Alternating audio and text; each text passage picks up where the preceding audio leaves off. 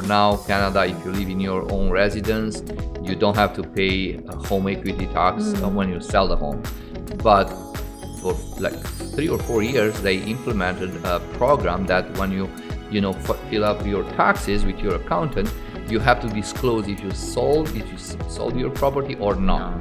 I said, what's the point if they don't need that information? Absolutely, yes. But the reason is they try to make calculations to do statistics, how many people they sell their own homes, and to see how much money they can recoup if they implement that law. They have.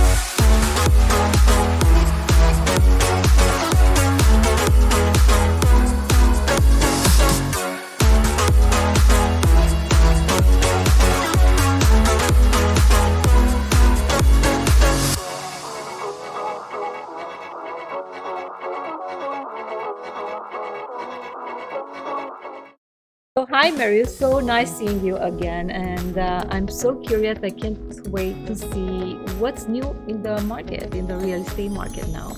Yes, a lot of is happening right now because of the real estate market situations, the government policies, the all levels, and raising the mortgage rates and etc. Yeah, we talked about that, but I think something. I mean, we are seeing now actually what happened in March, April. April. Yeah. So you are still. I know you have a lot of listings. You are still selling a lot of properties, but what's new in the market when you are selling, for example? Yes, so right now, it's a very interesting situation. Just to recap, in January, February was the peak of the market, and the houses prices were like 45-50% more than the pre-COVID situation. So prior to January 2020. Yes. So was a pretty big jump between January 2020 and January 2022. So imagine the prices to go up 45-50% was crazy. Which was not healthy. It's not first of all. healthy. It's not normal. It's not normal. Yeah. Because the people wages, they didn't go so high, like I know. on the contrary. So right now we have like 10% to 15% decrease from that period of time, from January, February 2022, which is still a good, good market. Absolutely. So yes. imagine if your house was worth, let's say, 1 million before 2020, now it's still worth 1.4.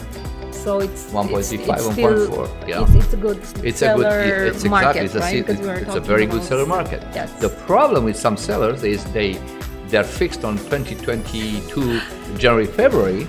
And it's so sad. Yes, it's so because sad. they're comparing. They're comparing. Yes. If I sold it I could have sold it for for much more money. I say, I know, Mr. Seller, but you are not in a bad position right now. So if you want to move from Canada, in the next 1 year or two, or if you want to retire just to buy something small in Canada and live here, then it's still a good time to sell. Yes. It's a good market. So I have some guys that 99% of the cases I just sold them for the best price and they move on. But some of them, I realized that they are stuck with that price and they didn't want to sell for some reason. It's okay, but they have to stay in that home for at least 5 years, in my opinion. That 4 or 5 years. Probably my next question. If not selling today, like today when I'm talking today, it's like soon. When do you think the market will come back to what we saw back in maybe February, March, or January, February, March? Do you think it's going to go back or not necessarily? So you have to look at the like a big picture. So the whole levels of government, municipal, provincial, and federal, they pray for affordable housing.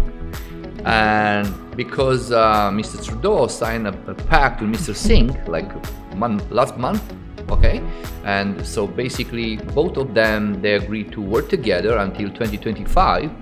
That means everything they can pass on the legislative level, they will pass all the legislations. Okay, now because they promise the electorate that they make affordable housing. In other words, they try to slash the market, the real estate market prices, and put it down. So you cannot fight with, you cannot, fight with this. So they will do everything in their power to decrease the market value of the homes, just to fulfill their promises. Fulfill their promises. Okay. Kind of. So yes. this is the real thing.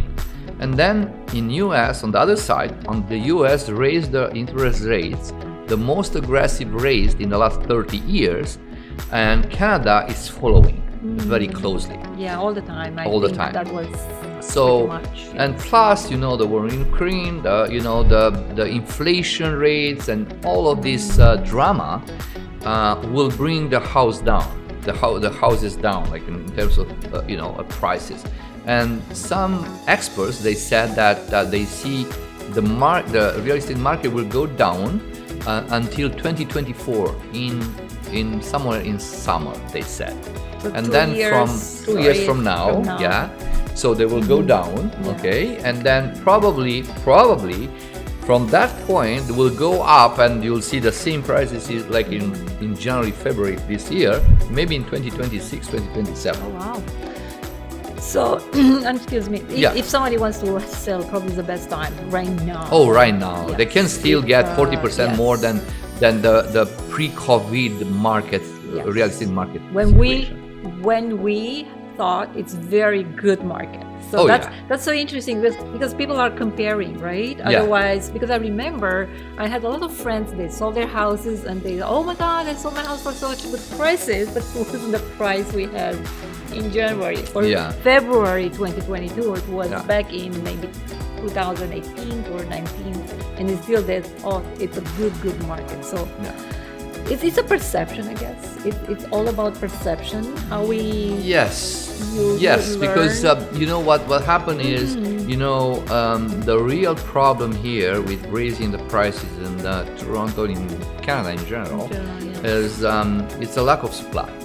So because in Canada are coming every year 300,000, 400,000 people every year, they need a house to live in. Somewhere. And the legislation, for approving the new subdivision homes is a little bit too bureaucratic and takes so long.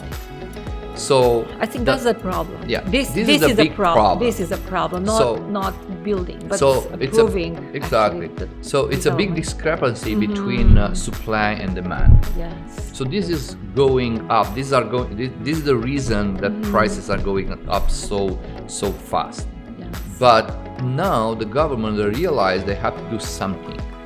So they put together, pieces of legislation. As they said in the last month, they just banned foreign investors to buy in Canada for the first 2 years, and so on and so on. And they will come with other pieces of legislation for sure. So sorry, they can't. So somebody outside of Canada, they can't buy a property now, or they can, but they have to use it.